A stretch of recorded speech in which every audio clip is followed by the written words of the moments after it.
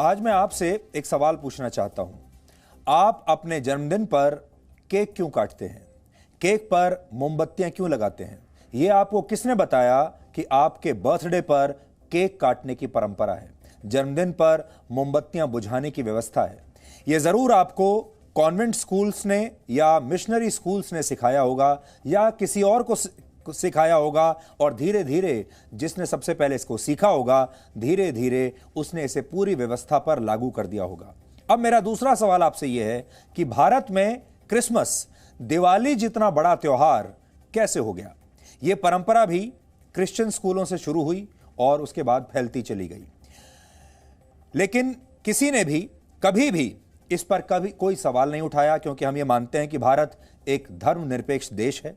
और शुरू में ही मैं आपको ये स्पष्ट कर दूं, आप अपना जन्मदिन कैसे मनाते हैं, हमें इस पर कोई आपत्ति नहीं। अगर आपको केक काटना अच्छा लगता है, आप जरूर केक काटिए। आप केक खाना चाहते हैं, ये आपकी मर्जी है। आप अपने जन्मदिन पर खीर खाना चाहते हैं, ये आपकी मर्जी है। आप मोमबत्तियां बुझाकर मनाना चाहते हैं या दिए जलाकर मनाना चाहते हैं अपना जन्मदिन, ये सब आपके ऊपर है। और हमें क्रिसमस मनाने पर भी कोई आपत्ति नहीं है। लेकिन ये कुछ सवाल हैं जो आज आपको अपने आप से जरूर पूछने चाहिए। अब अगर मैं आपसे ये पूछूं कि एक ऐसा स्कूल जो आपको देशभक्ति सिखाता है, राष्ट्रवाद सिखाता है, एक ऐसा स्कूल जहां की प्राथमिकता में सबसे ऊपर भारतीय संस्कार हों, जिसके कैंपस में भारत माता की तस्वीर और अखंड भारत का नक्शा होना जरूरी हो, जहां की प्रार्थना में शिक्षा की देवी सरस्वती की वंदना अनिवार्य हो, अगर आपको ऐसे स्कूल को रेटिंग देनी हो तो आप क्या रेटिंग देंगे? हमें लगता है कि आप अपने बच्चों को वहां जरूर पढ़ाना चाहेंगे, लेकिन जैसे ही आपको यह बताया जाएगा कि ऐसे स्कूल हैं, ये ऐसे स्कूल हैं और ये स्कूल आरएसएस यानी राष्ट्रीय स्वयंसेवक संघ चलाता है, तो यह सुनकर शायद कुछ लोगों को परेशानी हो सकती है। जबकि सच्चाई यह है कि स्कूल भले ही भारतीय संस्कार से चलते हैं, पर वहां भी वही किताबें पढ़ाई जाती हैं जो देश के किसी भी ऐसे स्कूल के पाठ्यक्रम में होती हैं, जो central board of secondary education यानी सीबीएसई और राज्यों के बोर्ड के पाठ्यक्रम से चल रहे हैं। लेकिन इन बच्चों को देश की सबसे पुरानी पार्टी कांग्रेस के बड़े नेता राहुल गांधी ने खारिज कर दिया है। राहुल गांधी ने आरएसएस के स्कूलों में हो रही पढ़ाई को रेडिकलाइजेशन यानी कट्टरता की शिक्षा बताया है। राहुल गांधी ने पाकिस्तान में चल रहे मदरसों में दी जा रही इस्लामिक कट्टरता से इन स्कूलों की तुलना की है। इसलिए इन स्कूलों में पढ़ रहे बच्चों ने राहुल गांधी के लिए आज हमारे जरिए, जी न्यूज के जरिए एक संदेश भेजा है। बच्चों ने राहुल गांधी से क्या कहा है, यह तो हम आपको आज बताएंगे। उससे पहले हम आपको आज यह सुनाना चाहते हैं कि राहुल गांधी ने इन स्कूलों के बारे में क्या कहा है। Higher education, in fact, the whole education system is being targeted, right? Rewriting of history, subtle rewriting of social norms, subtle attack on the ideas of the constitution, subtle attack on the ideas of equality. So these are values that India just requires. Modern India cannot exist without these values, right? So absolutely you need to reclaim this space. What is going on is essentially an attack on the idea of equality, right? And by the way, the RSS began the attack through their schools. So much like the radical Islamists use their madrasas in Pakistan, much like that, the RSS uses its schools to push a particular worldview, right? Nobody asks the question, where does the RSS get the money to run hundreds of thousands of schools from? These are not profitable schools. So nobody is asking the question, right? So absolutely, it's a capture of the Indian education system, and the Indian education system has got to be taken back from their hands. It's going to require work, and it's not going to be easy because a lot of their people are, once you get a job as a teacher, you're in. That's it. Then you can't be removed. So we are looking at a a long problem. Rahul Gandhi ने अपने इस interview में असल में बहुत बड़ी बात कही है और ये बहुत आपत्तिजनक बात है। हैरानी की बात यह है कि राहुल गांधी के इस बयान को किसी ने बहुत ज़्यादा या तो समझा नहीं या गंभीरता से नहीं लिया। लेकिन अगर राहुल गांधी को ऐसे ही खुला छोड़ दिया गया और वो लगातार इसी तरह का दुष्प्रचार करते चले गए तो हो सकता है एक दिन धीरे धीरे भारत में भी लोगों की विचारधारा फिर से बदलनी शुरू हो जाए। इसलिए राहुल गांधी ने ये जो दुष्प्रचार किया है, राहुल गांधी ने पूरे देश को और दुनिया को जो बहकाने की कोशिश की है, आज उसका जवाब देना बहुत ज़रूरी हो गया था। इसलिए हमने आज ये तय किया कि आज सबसे पहले हम आपको सही बात बताएंगे, सबसे पहले आपको सत्य बताएंगे और सबसे पहले आज आपको ये बताने की कोशिश करेंगे कि जिन स्कूलों में राष्ट्रवाद पढ़ाया जाता है, जिन स्कूलों में भारत के संस्कारों को पढ़ाया जा रहा है, जिन स्कूलों में ये कहा जा रहा है कि आप भारत से प्यार कीजिए, उन स्कूलों को आप इस तरह से बदनाम कैसे कर सकते हैं। और वापस बात वहीं आ जाती है कि धर्मनिरपेक्षता की असली परिभाषा क्या है। और कहीं ऐसा तो नहीं कि पिछले 70 साल में हमें लगातार धर्मनिरपेक्षता की गलत परिभाषा बताई गई हो। भारत में आज़ादी के बाद से शिक्षा के लिए मोटे तौर पर भारत के तमाम लोगों के लिए दो ही विकल्प हुआ करते थे। भारत में या तो कॉन्वेंट स्कूल थे और या फिर सरकारी स्कूल थे। कॉन्वेंट स्कूल अमीरों के लिए थे, उन लोगों के लिए थे जिनके पास बहुत पैसा था, वो ही लोग कॉन्वेंट स्कूल जा सकते थे। एक जगह पर फीस बहुत ज़्यादा थी, वहाँ अंग्रेज़ी शिक्षा मिलती थी, लेकिन ये जो अंग्रेज़ी शिक्षा मिलती थी ये पश्चिम की सभ्यता से प्रभावित थी और ये ईसाई धर्म से प्रभावित थी। यहां पर आपको चर्च के बारे में बताया जाता था, मंदिर के बारे में नहीं। यहां आपके स्कूल का जो प्रिंसिपल है उसे फादर कहा जाता है, प्राचार्य नहीं। जबकि दूसरी जगह यानी हमारे सरकारी स्कूलों में शिक्षा मुफ्त थी, लेकिन शिक्षा का स्तर अच्छा नहीं था। इसलिए बहुत मजबूरी में लोग सरकारी स्कूलों में अपने बच्चों को भेजते थे। सिर्फ वही लोग सरकारी स्कूलों में अपने बच्चों को भेजते थे जिनके पास उन्हें पढ़ाने के लिए कोई पैसा नहीं था। इसलिए महंगी शिक्षा हासिल करने की क्षमता रखने वाले अमीर लोग कॉन्वेंट स्कूल्स में पढ़ते चले गए और गरीब वर्ग ने सरकारी स्कूलों को चुना, क्योंकि उनके पास और कोई चारा था ही नहीं। यहां पर एक बात और खास आपको बताते हैं, कॉन्वेंट स्कूलों में क्योंकि सक्षम लोगों के बच्चे पढ़ते थे और धीरे धीरे ये पश्चिमी सभ्यता और जो भी वहां पढ़ाया जाता था उससे प्रभावित होते थे। फिर यही बच्चे आगे बड़े होकर प्रशासनिक नौकरियों में आए, बड़े बड़े फैसले लेने के पदों पर बैठे और उसके बाद यही बच्चे धीरे धीरे इन्होंने अपना देश चलाना शुरू किया, समाज को प्रभावित करना शुरू किया, अपने परिवारों को चलाना शुरू किया और धीरे धीरे धीरे यही संस्कार आपने अपने देश में चारों तरफ इनको फैलते हुए देखा। और ये जो केक काटने वाला संस्कार है, ये जो तरीका है कि आप अपना जन्मदिन हमेशा केक काटकर ही मनाएंगे, ये जो संस्कार हैं, ये जो फैशन है, ये इन्हीं स्कूलों से आया है। राष्ट्रीय स्वयंसेवक संघ ने इस जरूरत को शुरुआत में ही पहचान लिया और वो शिक्षा का वो मॉडल लेकर आई जो सीमित संसाधनों वाले व्यक्ति को भारतीय संस्कारों और नैतिक मूल्यों वाली शिक्षा दे सके। क्योंकि उस समय एक तरफ तो कॉन्वेंट स्कूल थे जो आपको भारत के संस्कारों से दूर ले जा रहे थे, वो आपको सिर्फ चर्च के बारे में बताते थे, मंदिर के बारे में नहीं। दूसरी तरफ सरकारी स्कूल थे जिसमें शिक्षा का कोई स्तर ही नहीं था और उसका कोई चरित्र भी नहीं था। ऐसे में भारत के लोगों के लिए कोई भी ऐसी शिक्षा प्रणाली नहीं बची थी जहां वो राष्ट्रवाद की भाषा सीख सकें, जहां पर वो अपने संस्कारों के बारे में जान सकें, जहां पर वो ऐसी शिक्षा ले सकें जहां पर उन्हें ये समझ में आए कि हमारे असली संस्कार क्या हैं, हमारी असली पहचान क्या है। तो आरएसएस ने वर्ष 1952 में उत्तर प्रदेश के गोरखपुर में पहला स्कूल खोला और फिर 1977 में विद्या भारती की स्थापना की गई। ये आरएसएस का एजुकेशन विंग है जिसे विद्या भारती कहते हैं। धीरे धीरे हर राज्य और शहर में इसके तहत स्कूल खोले गए और आज विद्या भारती के तहत भारत में 12,850 स्कूल चल रहे हैं, लगभग 13,000 स्कूल, 49 कॉलेज और एकल विद्यालय मिलाकर कुल 30,000 शिक्षण संस्थान आज भारत में काम कर रहे हैं और इन स्कूलों में 80,000 क्रिश्चियन और मुस्लिम बच्चे भी पढ़ते हैं। इसलिए अगर कोई ये सवाल उठाता है कि ये सेकुलर नहीं है या ये धर्मनिरपेक्ष नहीं है, तो ऐसे लोगों को बता दें कि इन स्कूलों में 80,000 ईसाई और मुसलमान बच्चे भी पढ़ रहे हैं।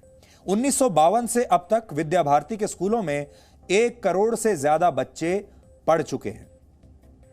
अब बड़ी तस्वीर पर आप गौर कीजिए। ये जो 1 करोड़ बच्चे इन शिक्षा संस्थानों से पढ़े हैं, ये बच्चे अब बड़े हो चुके हैं। अब ये बच्चे नीति निर्धारक बन रहे हैं। अब ये बड़े बड़े पदों पर पहुंच चुके हैं। अब ये अपने परिवार के मुखिया हो गए हैं। अब ये समाज पर अपना असर डाल रहे हैं। अब ये इस स्तर पर पहुंच चुके हैं कि ये अपने लिए, अपने परिवार के लिए और अहम पदों पर रहते हुए देश के लिए भी बड़े फैसले ले सकते हैं। और इसीलिए आजकल आप देख रहे हैं कि अब भारत में राष्ट्रवाद की बात हो रही है, अपने देश के मूल्यों को आगे बढ़ाने की बात हो रही है, मातृभाषा में पढ़ाई करने की नीतियां बनाई जा रही हैं। और ये सब अचानक नहीं हुआ। अगर आपको ऐसा लगता है कि ये सब सिर्फ 5 साल में हो गया, 7 साल में हो गया, 2014 के बाद से ही हुआ है, तो ये गलत है। ये जो बदलाव है ये बहुत धीरे धीरे हुआ है और इस बदलाव ने कई दशकों का समय लिया है। ये एक लंबे इंतजार और लंबे प्रयास का फल है। यहां गौर करने वाली बात यह भी है कि राहुल गांधी को अपनी राजनीति में अलीगढ़ मुस्लिम विश्वविद्यालय से कोई परेशानी नहीं, जबकि उसके संस्थापकों ने देश की आजादी की जगह मुसलमानों के लिए यह समझाया, ताकि मुसलमानों को पढ़ने के लिए समझाया ताकि वो हिंदुओं से पिछड़ न जाएं। यूनिवर्सिटी के नाम में मुस्लिम यूनिवर्सिटी डाला, यह कहते हुए कि यह सिर्फ मुसलमानों के लिए है। और यही वो सोच थी जिसने आगे पाकिस्तान को जन्म दिया। राहुल गांधी को पश्चिम बंगाल चुनाव में फुरफुरा शरीफ के अब्बास सिद्दीकी से कोई परेशानी नहीं, जबकि वो खुलेआम मुसलमानों की राजनीति करते हैं, अलगाववाद की बात करते हैं। राहुल गांधी को असम में all India United democratic front के बदरुद्दीन अजमल से भी कोई परेशानी नहीं, कोई आपत्ति नहीं, पर राष्ट्रीय स्वयंसेवक संघ के स्कूलों से उन्हें बहुत ही परेशानी है।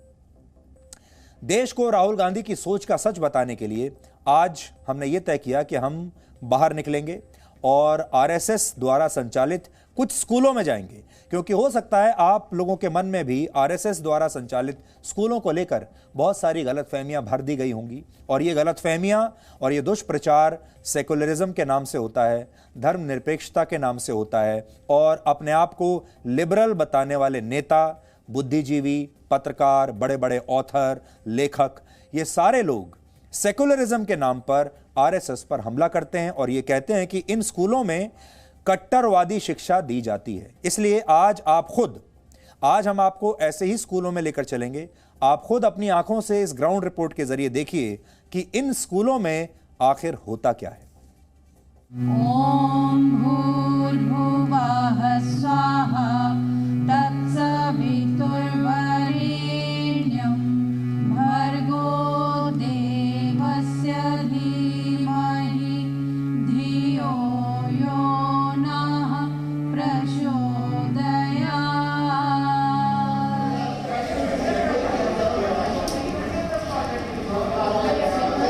Have to write the reading for 5 marker also. Note down the main important points which we have already discussed in the class. ये दिल्ली का सरस्वती बाल मंदिर है। बच्चे पढ़ रहे हैं, कहीं फिजिक्स का एग्जाम चल रहा है तो कहीं अकाउंट्स की पढ़ाई हो रही है।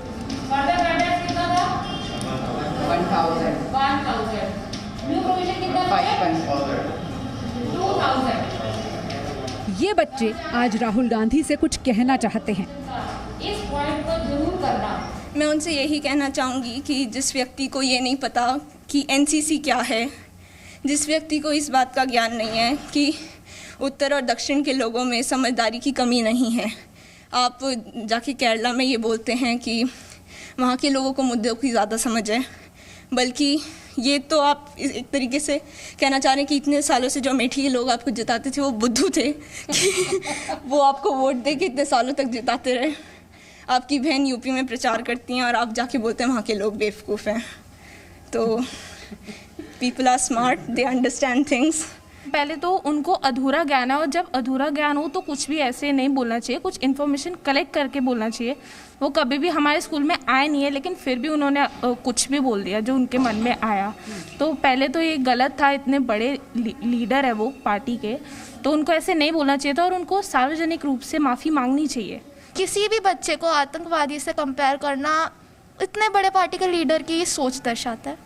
मैंने कभी भी इतना एक्सपेक्ट नहीं किया था कि इतने बड़े बड़े लोगों की इतनी छोटी सोच भी हो सकती है। एक शायर है वसीम बरेलवी, उन्होंने कहा है उसूलों पर जो आँच आए तो टकराना ज़रूरी है। और इसीलिए यहाँ जो बच्चे हैं वो अपनी अलग अलग बातों के ज़रिए सिर्फ ये बता रहे हैं कि वो क्या पढ़ रहे हैं, क्या बनना चाहते हैं, और अगर कोई उनके स्कूल के बारे में, उनकी शिक्षा पद्धति पर सवाल उठाता है तो उसे वो क्या जवाब देना चाहते हैं।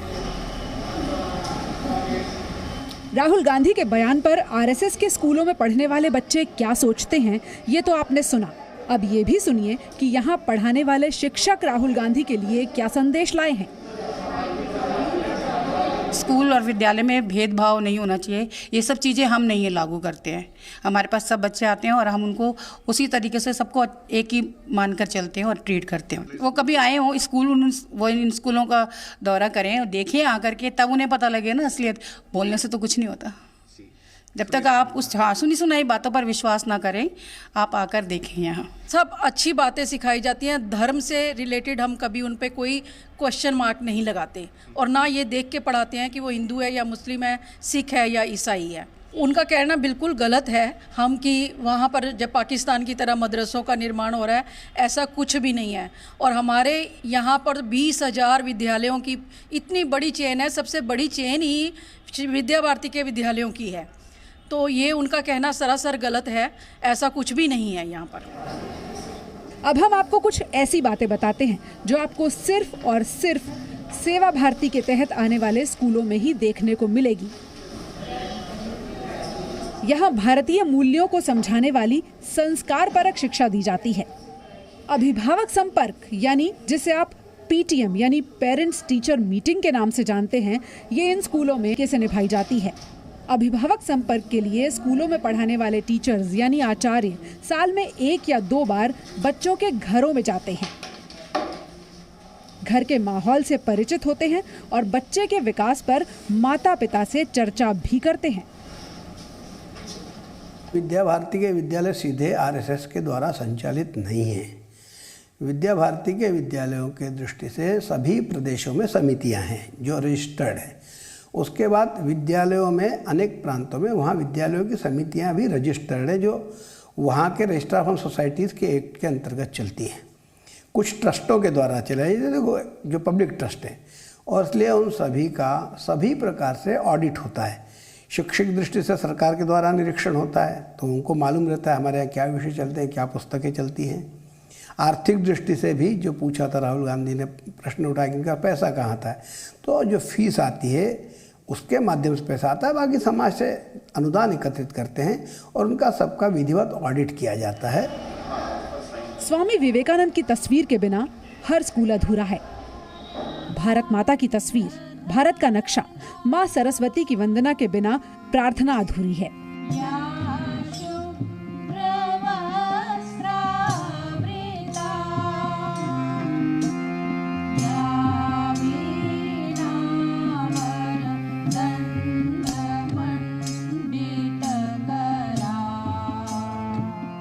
स्कूल में न तो राजनीति की बातें होती हैं, न किसी धर्म को मानने या ना मानने की। क्रिएटिव आर्ट्स, खेल कूद और अलग अलग प्रतियोगिताओं में मेडल जीतने वाले बच्चे यहाँ जरूर मिलते हैं, और हाँ, प्रेरणा देने वाले संदेश भी। मैम, को करिकुलर एक्टिविटीज़ में एजुकेशन का एंटरटेनमेंट पार्ट है, और जिसको हम नाम देते हैं एंटरटेनमेंट या एजुटेनमेंट। तो उसमें स्पोर्ट्स आता है, म्यूज़िक आता है, डांस आता है, उसमें डिफरेंट एक्टिविटी, ड्रामेटिक्स आता है उसके अंदर।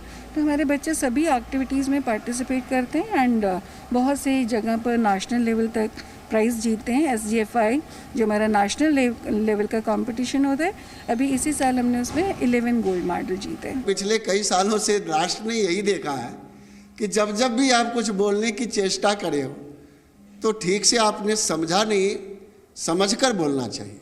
जिस शब्द का आप उच्चारण कर रहे हो एक बच्चे के लिए, एक शिक्षा संस्थान के लिए, तो जिसका अपमान कर रहे हो, उसमें RSS का कोई कार्यकर्ता अपमानित नहीं हो रहा है। आप तो राष्ट्र को अपमानित कर रहे हो, क्योंकि मनुष्य से ही तो राष्ट्र है और मनुष्य का शिक्षित होना उसका अधिकार है। और शिक्षा कहाँ प्राप्त होती है? विद्यालयों में। तो आप एक विद्यालय शिक्षण संस्थान को अपमानित करने जा रहे हो।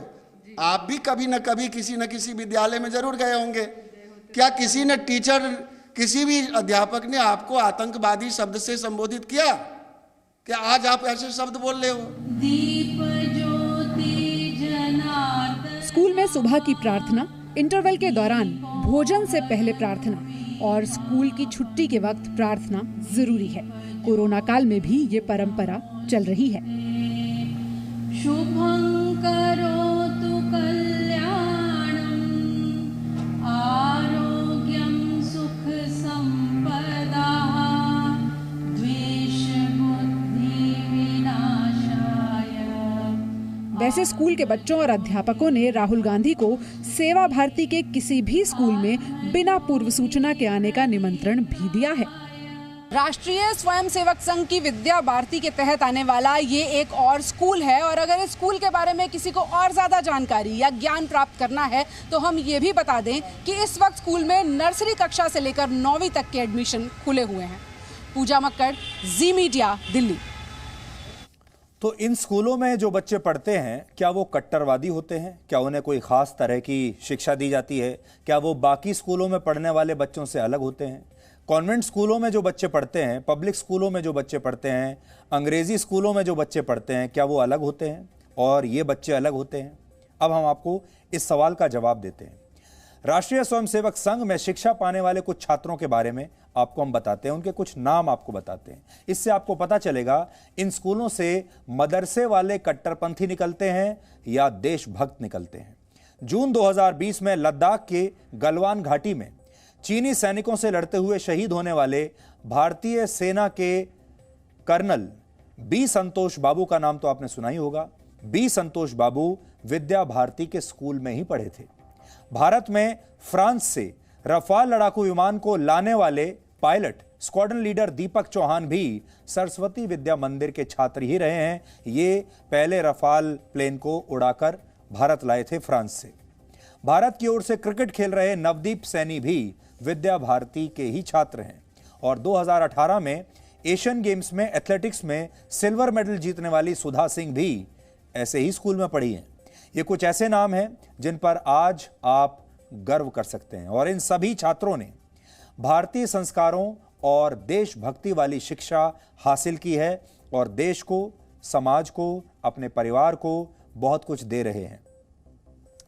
भारतीय संविधान ने अल्पसंख्यकों को स्कूल कॉलेज खोलने और उन्हें चलाने के लिए कुछ विशेष अधिकार दिए हैं, यानी जो भी अल्पसंख्यक वर्ग हैं वो अपने लिए स्कूल और कॉलेज अलग से खोल सकते हैं। ये अधिकार देश में अल्पसंख्यकों को भारतीय संविधान के आर्टिकल 30 के तहत दिए गए हैं। भारतीय संविधान के आर्टिकल 30 के अनुसार सभी अल्पसंख्यकों को देश में अपनी पसंद के शैक्षिक संस्थानों को स्थापित करने और संचालित करने का अधिकार होगा। अल्पसंख्यक संस्थानों के पास इन शैक्षिक संस्थानों का व्यक्तिगत नियंत्रण होता है। व्यक्तिगत नियंत्रण, इसका मतलब वो अपने स्कूल या कॉलेजों को कैसे चलाना चाहते हैं वो उनकी मर्जी पर, उनके तरीकों पर निर्भर करता है। उस पर सरकार का कोई हस्तक्षेप नहीं होता। देश की सरकार धर्म या भाषा के आधार पर किसी भी अल्पसंख्यक स्कूल या कॉलेज को वित्तीय मदद देने से इनकार नहीं कर सकती, यानी उनके साथ किसी भी तरह का भेदभाव नहीं कर सकती। और भारत में मदरसे और क्रिश्चियन मिशनरी स्कूल्स इसी आधार पर चलाए जाते हैं। आपने देखा होगा आपके शहर में भी, आपके राज्य में भी आपने बहुत सारे मदरसे देखे होंगे और आपने बहुत सारे क्रिश्चियन मिशनरी स्कूल्स भी देखे होंगे, कॉन्वेंट स्कूल्स भी देखे होंगे, जहां पर अलग अलग धर्मों के आधार पर शिक्षा दी जाती है। आपने कॉन्वेंट स्कूल्स में देखा होगा और आप में से बहुत सारे लोग कॉन्वेंट स्कूल में पढ़े होंगे। वहां पर सारा जोर चर्च और चर्च के तौर तरीकों पर होता है। वहां पर सारा जोर पश्चिमी सभ्यता पर होता है। वहां पर सारा जोर जो है वो अंग्रेजी पर होता है। लेकिन हम इस पर कोई सवाल नहीं उठा रहे। इसी तरह अगर आप मदरसों में जाएंगे तो वहां पर भी आपको एक दूसरी कल्चर देखने को मिलेगी। लेकिन किसी स्कूल में संस्कृत में प्रार्थना हो रही हो, देशभक्ति सिखाई जा रही हो या हिंदुत्व की अवधारणा के बारे में बताया जा रहा हो तो हमारे ही अपने ही देश में सवाल उठाए जाने लगते हैं। यह सबसे दुख का विषय है और यह बात आज आप अपने आप से भी पूछिएगा। जब आपने अपने बच्चों को इन कॉन्वेंट स्कूल्स में भेजा था और जब उन स्कूल्स में इन्हें चर्च के बारे में, क्रिश्चियनिटी के बारे में, ईसाई धर्म के त्योहारों के बारे में बताया जाता है, उनके तौर तरीकों के बारे में बताया जाता है, उन्हें हेलो कहने के लिए कहा जाता है और नमस्कार नहीं सिखाया जाता, तब आपने कभी भी उन पर सवाल नहीं उठाए। लेकिन अगर कोई स्कूल सरस्वती वंदना सिखाता है, नमस्कार कहना सिखाता है, तो आप सवाल उठाते हैं। ये सब पढ़ाने वाले वो स्कूल हैं जो अपनी मर्जी के पाठ्यक्रम यानी सिलेबस पर नहीं बल्कि सीबीएसई या शैक्षणिक बोर्ड के सिलेबस पर चल रहे हैं। सो इन स्कूलों में सीबीएसई का जो सिलेबस है वो पढ़ाया जाता है, कहीं बाहर का सिलेबस नहीं पढ़ाया जाता, जो कि हर स्कूल में पढ़ाया जा रहा है। इसलिए आपको ये बात जरूर ध्यान रखनी होगी। और धीरे धीरे धीरे बच्चे जो स्कूल में शिक्षा लेते हैं, स्कूल में जो संस्कार लेते हैं, वो कैसे उनके दिमाग में बसता चला जाता है, उसका उदाहरण मैंने पहले भी आपको उदाहरण दिया था और आप यहाँ से ले सकते हैं कि जब आप अपने जन्मदिन पर सिर्फ केक काटने के बारे में सोचें, मोमबत्तियाँ बुझाने के बारे में सोचें, पार्टी करने के बारे में सोचें। इसीलिए आज मैं आपसे ये सवाल पूछ रहा हूँ जिसके बारे में आज आपको ज़रूर सोचना है कि अचानक आपके जीवन में कैसे आ गया, जबकि ये आपके संस्कार थे ही नहीं। आप अपने जन्मदिन पर केक क्यों काटते हैं? आप अपने जन्मदिन पर केक पर लगी मोमबत्तियां ही क्यों लगाते हैं और उन्हें क्यों बुझाते हैं? और भारत में क्रिसमस भी दिवाली जितना ही बड़ा त्योहार कैसे बन गया? फिर से स्पष्ट कर देते हैं, हमें क्रिसमस से कोई परेशानी नहीं, हमें ईद से कोई परेशानी नहीं, और हमें इस बात से भी कोई परेशानी नहीं है कि हमें कोई आपत्ति भी नहीं है कि आप अपना जन्मदिन कैसे मनाना चाहते हैं। आप केक खाना चाहते हैं, खीर खाना चाहते हैं, दिया जलाना चाहते हैं या मोमबत्ती बुझाना चाहते हैं। हमारे यहाँ हमारे संस्कारों में तो मोमबत्ती को बुझाना या दिए को बुझाना अशुभ माना जाता है, लेकिन पश्चिमी संस्कारों में मोमबत्ती को बुझाना शुभ माना जाता है और हमारे देश में आजकल वही चल रहा है। तो ये कैसे आया आपके संस्कारों में और आपके बच्चों के संस्कारों में, इस पर आज आप सोचिएगा। ये आया है स्कूलों से, और इन्हीं स्कूलों में पढ़ने वाले जो बच्चे थे वो बाद में बड़े हुए। बड़े होने के बाद व्यवस्था हमारी 70 साल तक ऐसी रही जिसने अंग्रेजी स्कूलों में और कॉन्वेंट स्कूलों में पढ़ने वाले बच्चों को ज़्यादा स्वीकार किया। ये सारे बच्चे बड़े होकर बड़े बड़े पदों पर बैठे, प्रशासनिक सेवाओं में गए, नेता बने, अभिनेता बने, सेलिब्रिटी बने, और इन्होंने फिर यही सारे संस्कारों को आगे दूसरों तक फैलाने का काम किया। और देश में जब ये बड़े बड़े फैसले ले रहे थे, क्योंकि फैसले भी तो इन्हीं के हाथ में थे, इन्होंने फैसले भी वैसे ही लिए और से ही उन्हीं संस्कारों को आगे बढ़ाया, वैसे ही स्कूलों को आगे बढ़ाया, वैसे ही कॉलेजों को आगे बढ़ाया, और धीरे धीरे ये एक व्यवस्था बनती चली गई। लेकिन आरएसएस ने जो स्कूल शुरू किए थे, जिसमें अब 1 करोड़ से ज़्यादा बच्चे पढ़ चुके हैं, अब ये 1 करोड़ बच्चे बड़े हो चुके हैं, समझदार हो चुके हैं, और ये बच्चे भी अब बड़े बड़े पदों पर आ चुके हैं। ये बच्चे भी अब इतनी ताकत रखते हैं कि ये समाज में अपना प्रभाव छोड़ सकें और बड़े बड़े फैसले ले सकें। इसलिए अब आपको अपने समाज में ये सारे बदलाव देखने को मिल रहे हैं, और राहुल गांधी जैसे जो नेता हैं, जो कि ज़मीन से कटे हुए हैं, उन्हें इस बात का एहसास है ही नहीं।